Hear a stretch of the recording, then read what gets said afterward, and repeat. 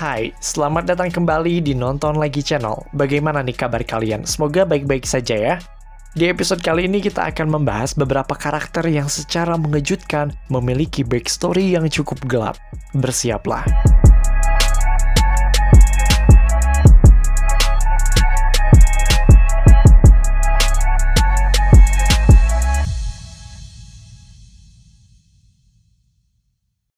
Mungkin ini adalah teori atau analisis tentang backstory karakter Disney Pixar paling elaborate dan over the top yang pernah ada. Kita akan kembali pada salah satu film animasi terlaris mereka, yaitu Finding Nemo.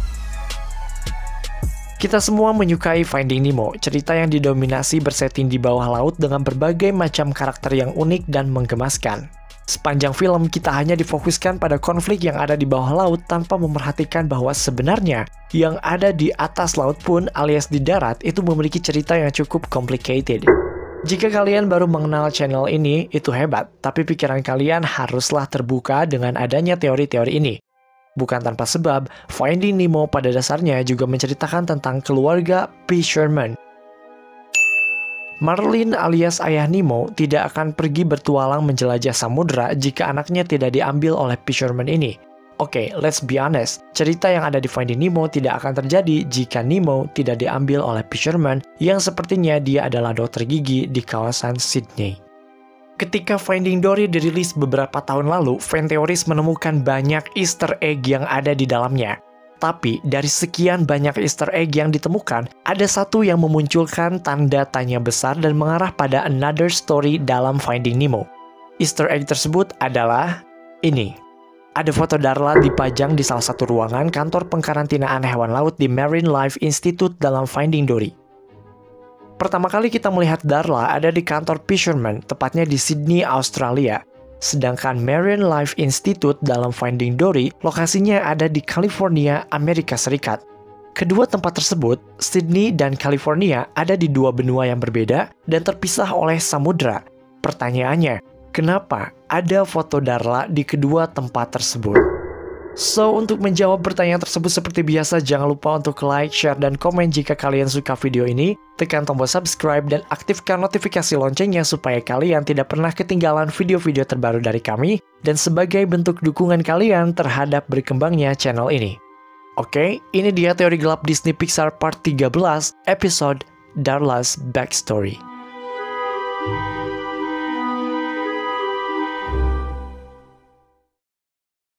Seperti yang sering kami jelaskan bahwa Easter egg yang ada dalam Disney Pixar itu bukan hanya sekedar cameo belaka, tapi bisa jadi itu adalah petunjuk atau mengindikasikan adanya cerita lain dalam sebuah film. Kembali ke foto Darla yang berada di Sydney dan California, bagaimana di kedua tempat tersebut ada anak satu ini. Jika kalian perhatikan fotonya itu sama persis, tidak ada perbedaan. Keduanya memperlihatkan Darla yang sedang memegang kantong plastik berisi ikan mas yang sudah mati.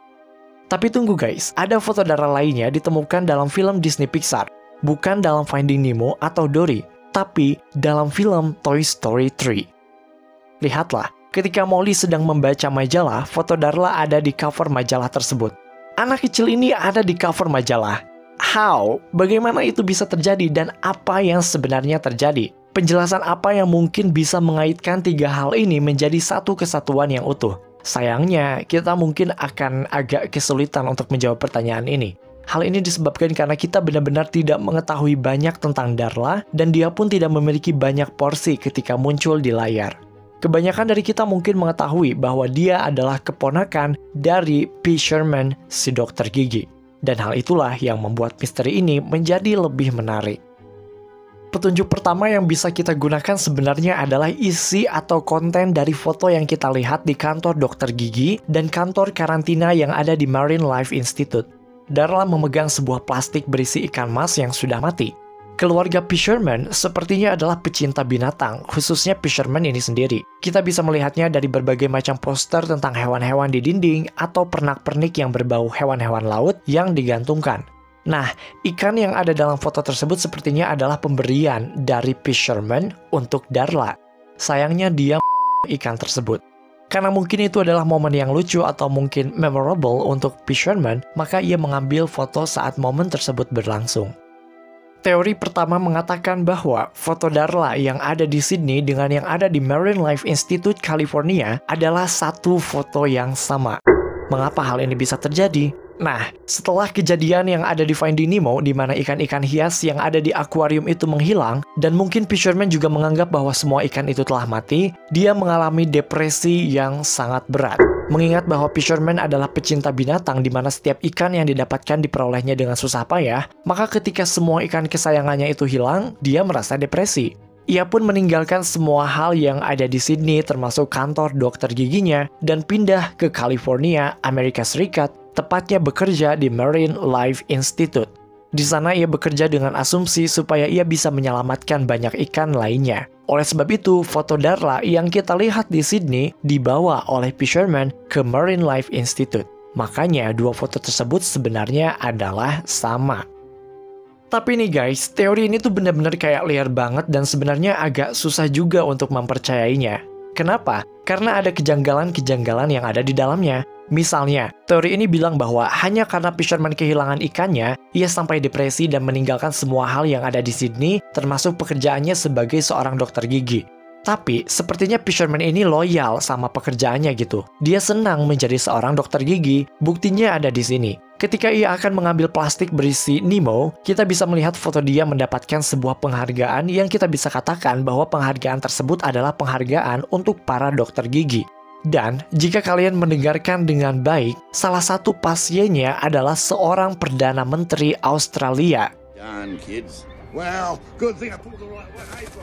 Jadi dia tuh udah kayak berprestasi gitu di dunia kedokteran gigi. Dan gak mungkin rasanya jika ia meninggalkan semuanya hanya karena ikan-ikan di akuariumnya itu hilang. Teori yang kedua mengatakan bahwa foto yang ada di Marine Life Institute itu adalah mungkin milik keluarga Darla yang lain. Mungkin saja itu milik orang tuanya. Coba kalian ingat, dalam Finding Nemo, Darla hanyalah keponakan dari fisherman. Kita juga tidak tahu apa yang dilakukan oleh orang tua Darla. So, hal ini bisa menjadi sebuah kemungkinan yang logis di mana orang tua Darla sebenarnya tinggal di California, Amerika, tempat di mana mereka bekerja yaitu Marine Life Institute. Ini menjelaskan mengapa Darla begitu tertarik terhadap ikan karena kedua orang tuanya, atau mungkin salah satunya memang bekerja di tempat pengkarantinaan ikan. So, that's it. Jadi ya, begitulah Darla tinggal di Amerika dan sedang berkunjung ke rumah pamannya di Sydney, seperti yang kita lihat dalam film Finding Nemo. Masih dari fotonya, si Darla ini juga kayak pakai behel gitu ya guys. Mungkin dari behel yang dia pakai itu ada sebuah petunjuk tentang orang tuanya. Dokter yang suka memasang atau menyesuaikan behel seseorang itu disebut ortodontis. Nah, orang-orang yang pakai behel itu seharusnya rutin check up ke dentist atau ke dokter gigi untuk membersihkan behel yang dia pakai atau semacamnya. Nah, paman si Darla alias fisherman ini, dia itu dentist, bukan ortodontis. Nah, si Darla gak mungkin dong nyebrang samudera buat check up doang ke pamannya. Dia tuh kan emang lagi berkunjung atau liburan kali ya di Australia dan ya kenapa enggak gitu sekalian check up behel dan giginya. Permasalahannya adalah hadiahnya itu guys. Hadiah yang dimaksud adalah si ikan. Gini loh, kenapa si fisherman ini memberi si Darla ikan? Kan kalau naik pesawat itu kan gak boleh bawa animal alias hewan-hewan gitu kan. Dan kalaupun boleh ya pasti si ikannya itu ya bakalan mati karena terlalu lama ada di dalam plastik. Nah, kenapa gitu fisherman ngasih hadiah semacam itu? Hadiah yang bakal mati di perjalanan. Nah, ternyata guys, teori ini masih ada kelanjutannya. Katanya, ikan ini tuh sebenarnya memang tidak dimaksudkan untuk dibawa ke Amerika, melainkan emang buat di Australia. Jadi, ada kemungkinan orang tua Darla bercerai. Yang satu tinggal di Australia dan yang satunya lagi tinggal di Amerika, bekerja di Marine Life Institute. Makanya fisherman ngasih itu dia ikan, karena nanti Darla pulangnya akan ke orang tua yang ada di Australia. Jadi, anak perempuan yang creepy ini tuh adalah anak broken home. Wah, gak nyangka ya. Mungkin kalian masih skeptis dengan teori ini, tapi coba deh inget-inget. Film Disney klasik atau Disney Pixar tuh emang selalu memasukkan isu orang tua. Banyak dari filmnya memperlihatkan secara tidak langsung orang tua yang tidak lengkap atau bahkan keduanya meninggal. Misalnya orang tua Elsa dan Anna di film Frozen, kemudian orang tua Andy di Toy Story, dan tentu saja ibunya Nemo yang meninggal karena diserang oleh ikan barakuda dalam Finding Nemo. Jadi ya gak heran jika di sini pun dimasukkan isu orang tua lainnya, yaitu perceraian.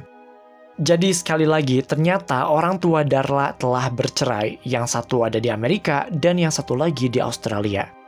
Tapi kita masih ada satu pertanyaan yang belum terjawab, yaitu foto dirinya yang ada di cover majalah dalam film Toy Story 3. Selain cross universe, permasalahan lainnya adalah tentang waktu. Finding Nemo bersetting pada tahun 2003 dan Toy Story 3 pada tahun 2010. Bagaimana mungkin foto Darla di cover magazine Toy Story 3 terlihat masih sama, padahal jaraknya terpaut 7 tahun?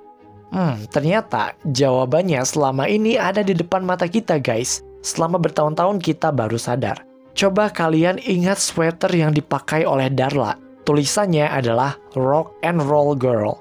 Ya, benar. Darla adalah a singing sensation alias penyanyi yang terkenal. Bahkan dalam salah satu scene kita bisa mendengar dia sedang bernyanyi. Maka tidak heran jika fotonya ada di cover majalah. Tapi teori ini sebenarnya sangat liar dan terdengar sangat konyol ya. Teori yang lebih masuk akal adalah bagaimana jika salah satu orang tuanya lah justru yang berprofesi sebagai penyanyi, khususnya penyanyi rock and roll. Orang tua yang mana? Tentu saja orang tua yang ada di Australia, karena yang ada di Amerika kan bekerja di Marine Life Institute. Profesi orang tuanya sebagai penyanyi atau selebriti cukup menjelaskan beberapa hal. Pertama, mengenai isu perceraian kedua orang tuanya. Kalian tahu kan, tidak jarang atau mungkin banyak pernikahan selebriti yang tidak berjalan mulus. Dan hal ini sepertinya juga terjadi pada orang tuanya Darla. Kedua, pamannya yaitu P. Sherman mendapatkan pasien langganan yaitu seorang Perdana Menteri. Perdana Menteri tentu saja tidak bisa dianggap sebagai sesuatu yang sepele. Bagaimana jika P. Sherman mendapatkan pasien tersebut hasil dari rekomendasi dari orang tua Darla yang selebritis ini? Karena kan bagaimanapun selebritis juga terkadang memiliki pengaruh yang kuat terhadap beberapa politisi gitu ya. Nah, itulah alasan mengapa Darla ada di cover majalah Toy Story 3. Karena dia adalah anak dari seorang selebritis, seorang penyanyi rock and roll terkenal.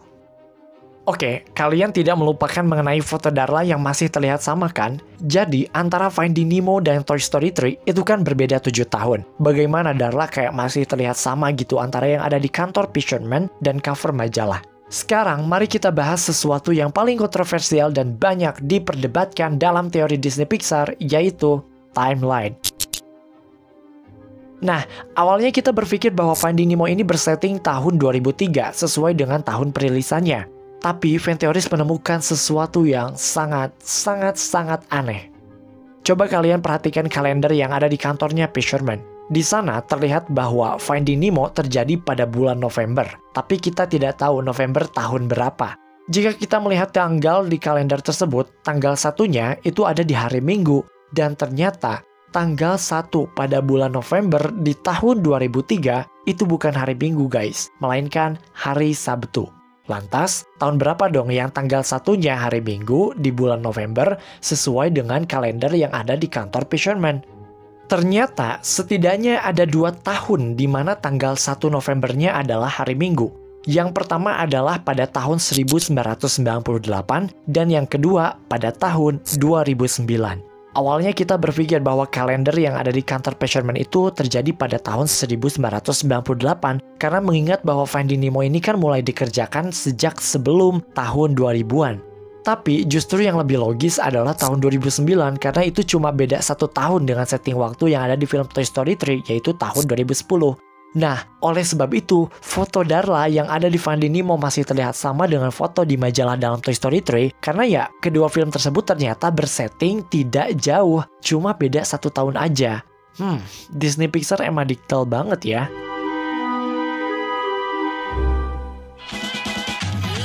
Oke guys, itu dia teori gelap Disney Pixar 13. Gimana? Mungkin tidak terlalu gelap ya, tapi ini sedikit menjelaskan salah satu karakter yang cukup memorable dalam Finding Nemo ini. Gimana? Apakah kalian percaya bahwa Darla adalah anak dari orang tua yang telah bercerai? Jika teori ini memang benar, hal ini semakin meyakinkan kita bahwa Disney memang senang untuk memasukkan unsur-unsur orang tua yang tidak lengkap atau malfungsi. Tapi kami benar-benar penasaran dengan apa yang kamu pikirkan tentang backstory Darla ini. Tulis pendapatmu di kolom komentar. Terima kasih karena telah menonton video ini hingga akhir. Seperti biasa, sebelum berpisah, jangan lupa untuk like, share, dan komen jika kalian suka video ini. Tekan tombol subscribe dan aktifkan notifikasi loncengnya supaya kalian tidak pernah ketinggalan video-video terbaru dari kami. Follow kami di Instagram di @nontonlagi untuk mendapatkan konspirasi harian paling update. Sampai jumpa di episode Nonton Lagi channel berikutnya.